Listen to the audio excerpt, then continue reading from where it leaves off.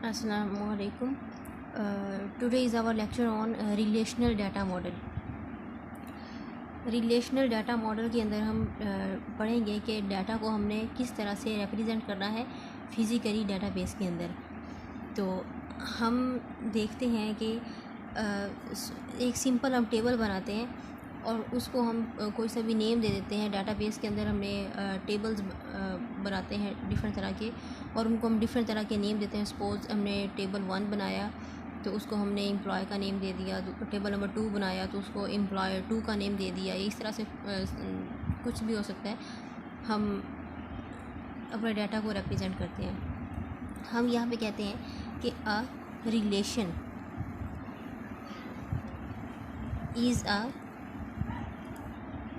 Table, के relation जो है वो बेसिकली टेबल ही है विद रोज़ एंड कॉलम्स। तो हम सिंपल हम जब टेबल बनाते हैं उसमें भी हमारे पास रोज़ होती हैं, कॉलम्स होते हैं। तो इसको हम कहते हैं टेबल। तो ये जो चीज़ है ये क्या है? टेबल नेम है। इसके अंदर हम डाटा पुट करते हैं। सपोज़ 1 2 3 4 5 6 7 8 9, कुछ भी हो सकता है। हम इसमें कोई नेम भी आ सकता है। सपोज़ अली आ सकता है, अहमद आ सकता है, कोई फ़ोन नंबर आ सकता है, कुछ भी आ सकता है। तो ये है हमारा सिंपल एक टेबल है। इस टेबल के अंदर हमने क्या बनाई है? कॉलम्स बनाए हैं और रोज़ बनाई हैं। इसमें 3 कॉलम्स हैं और 4 जो हैं वो रोज़ हैं।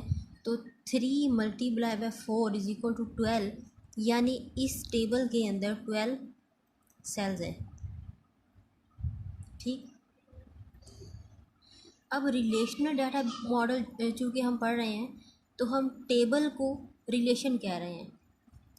तो सिंपली ये जो टेबल है इसको हम अगर रिलेशन कह रहे हैं तो हम स्पेसिफाई करते हैं कि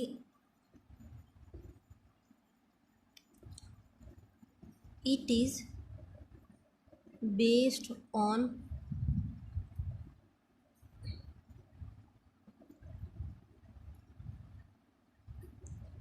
mathematical concept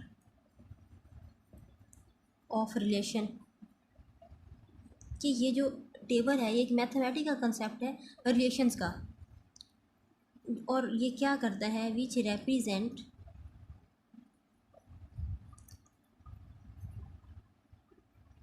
physically as table. के रिलेशन जो है ये टेबल को फिज़िकली रिप्रेजेंट करने के लिए इस्तेमाल होता है। जी, अब हमने ये देखा था कि ये हमने एक माई टेबल के नेम से हमने टेबल बनाया है और इसको हम क्या कह रहे हैं?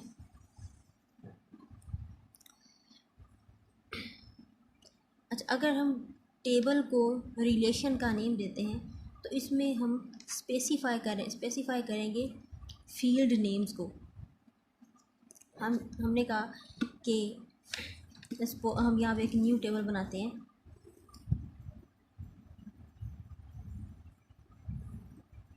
यहाँ पे जो हमारे टेबल होगा उसको हमने फिज़िकली रिप्रेजेंट करना है, रोज़ को फिज़िकली रिप्रेजेंट करना और कॉलम्स को भी। हमने यहाँ पे चूँकि हम टेबल को रिलेशन कह रहे हैं तो हमने यहाँ पे लिखा एम्प्लॉय, और इसको हम क्या कह सकते हैं? Relation name. जी, अच्छा, चूँकि हमने स्पेसिफाई किया है कि ये जो है ये हमारे क्या हैं? Columns.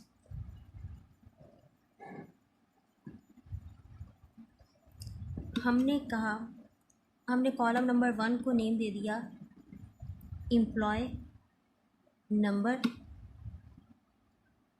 Employ name, address and date of birth. अब कॉलम को हम मज़ीद क्या कह सकते हैं? Field name. अब फील्ड नेम को मज़ीद हम क्या कह सकते हैं? कॉलम एट्रीब्यूट्स, कि हमने जो टेबल बनाया है उसके अंदर एट्रीब्यूट्स कितने हैं। तो एट्रीब्यूट्स क्या हुए? कॉलम। और कॉलम्स को हम क्या कह सकते हैं? फील्ड नेम कह सकते हैं। जैसे एम्प्लॉय नंबर एक एट्रीब्यूट है, employ name, address, date of birth. तो ये चार जो हैं, ये चार एट्रीब्यूट्स हैं एम्प्लॉय टेबल के। इसके अंदर हम एम्प्लॉय नंबर डाटा पुट कर रहे हैं। हमने कहा एम्प्लॉय नंबर हो गया 0300 and something, 0301 and something and so on. Employ name Ali हो गया, एम्प्लॉय नेम अहमद हो गया, एंड कुछ भी यहाँ पे हम लिख सकते हैं। एड्रेस क्या हो सकता है? E block, CTN, Lahore, Multan. यहाँ पे हम लिख सकते हैं फैसलाबाद। डेट ऑफ बर्थ क्या हो सकती है? 12/9/2000 और इस तरह से सो ऑन। तो अब हमने डिफ़ाइन किया कि इस टेबल के अंदर हमने 4 एट्रीब्यूट्स बनाए हैं और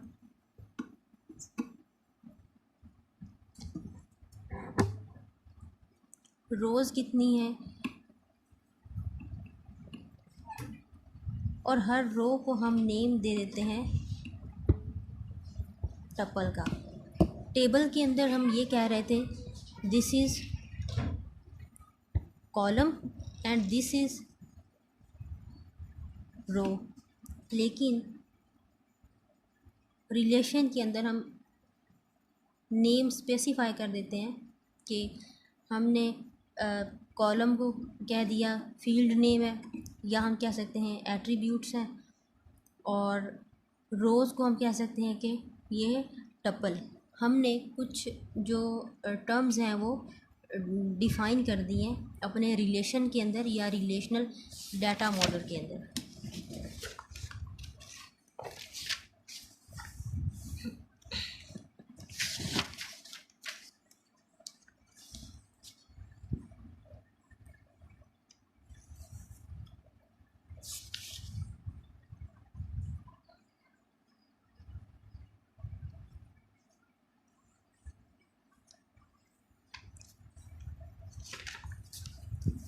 हम यहाँ पे कुछ टर्म्स डिफ़ाइन करते हैं कि हमने कौन कौन से नेम्स जो हैं वो स्पेसिफाई किए हैं।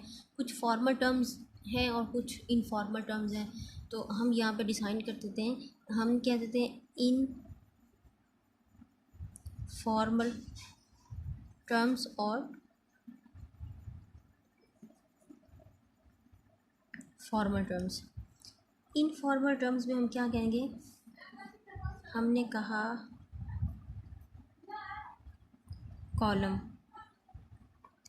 तो रिलेशनल डाटा मॉडल के अंदर हमने कॉलम को कहना है एट्रीब्यूट्स, या क्या कहेंगे फील्ड नेम। जी, इसके बाद हमने ये डिसाइड करना है कि कॉलम कितने हैं एक रिलेशन के अंदर।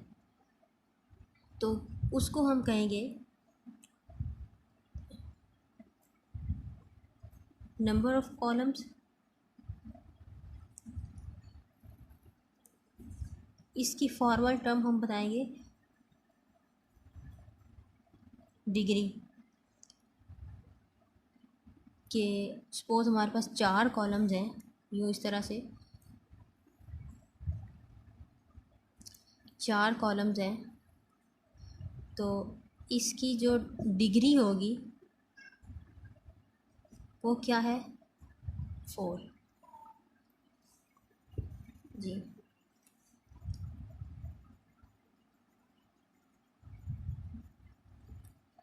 यहाँ पे हमने कहा थर्ड नंबर पे डिसाइड करते हैं रोज़। रोज़ को हम क्या कहेंगे? टपल। कि किसी भी एक लाइन को हम टपल कहेंगे रिलेशनल डाटा मॉडल के अंदर। जी, यहाँ पे कितनी रोज़ हैं एक टेबल के अंदर? नंबर ऑफ़ रोज़, तो इसको कहेंगे हम कार्डिनैलिटी।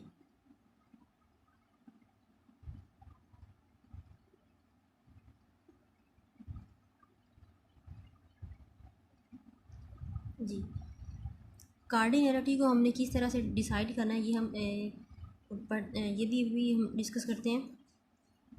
यहाँ पे एक मज़ीद एक और चीज़ है जो है डोमेन। इसको हम ये कहेंगे कि रेंज ऑफ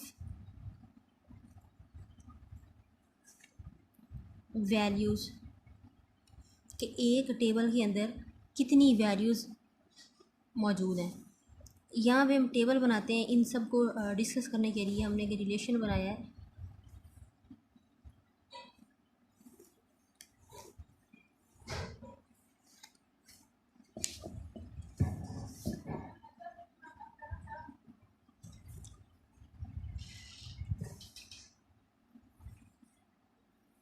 जी, यहाँ पे हमने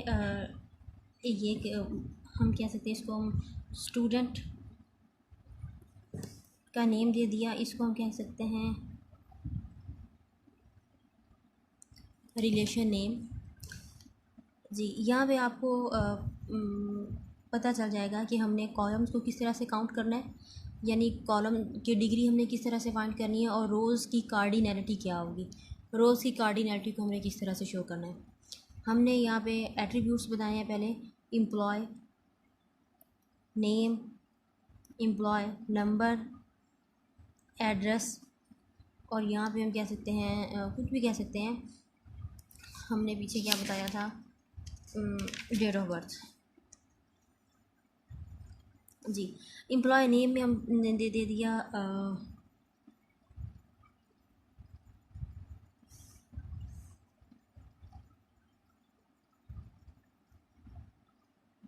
अली, इसको यहाँ पे हम एम्प्लॉय कर देते हैं। हमने लिख दिया अली, यहाँ पे हमने लिख दिया फौजिया, यहाँ पे हमने लिख दिया खालिद, यहाँ पे हमने लिख दिया Ejaz. Employ number, phone number हम दे सकते हैं। Address Lahore, CTN and Multan. And date of birth दे सकते हैं 29/1998, या फिर 22/10/1996 एंड समथिंग सो ऑन। अब ये जो सबसे पहली हमारी रो थी, ये हैं हमारे एट्रीब्यूट्स। जी, यहाँ पे अब एट्रीब्यूट्स कितने हैं?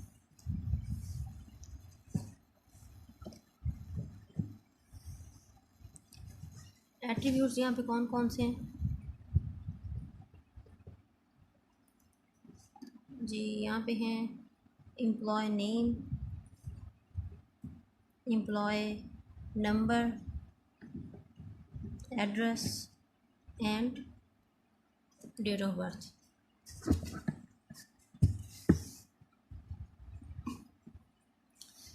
अब हम यहाँ पे फाइंड करते हैं कि कॉलम्स की ये जो एट्रीब्यूट्स हैं, इनकी डिग्री कितनी है।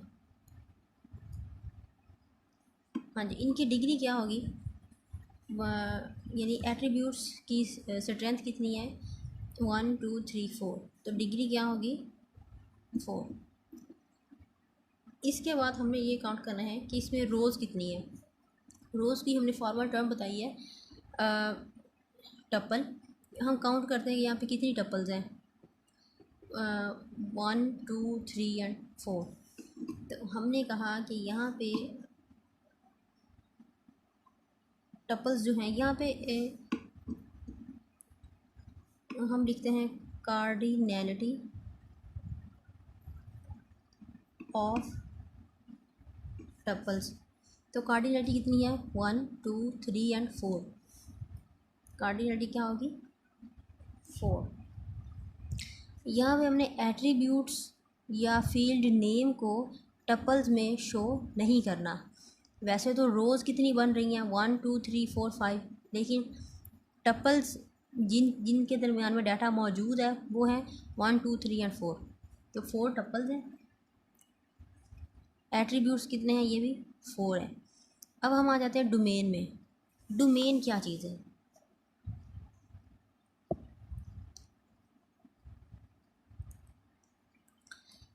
हाँ जी, हमने कहा था रेंज ऑफ एक्सेप्टेबल वैल्यूज़, कि कितनी वैल्यूज़ हैं जो टेबल के अंदर मौजूद हैं। तो वह 1 2 3 4 5 6 7 8 9 10 11 12 13 14 15 16।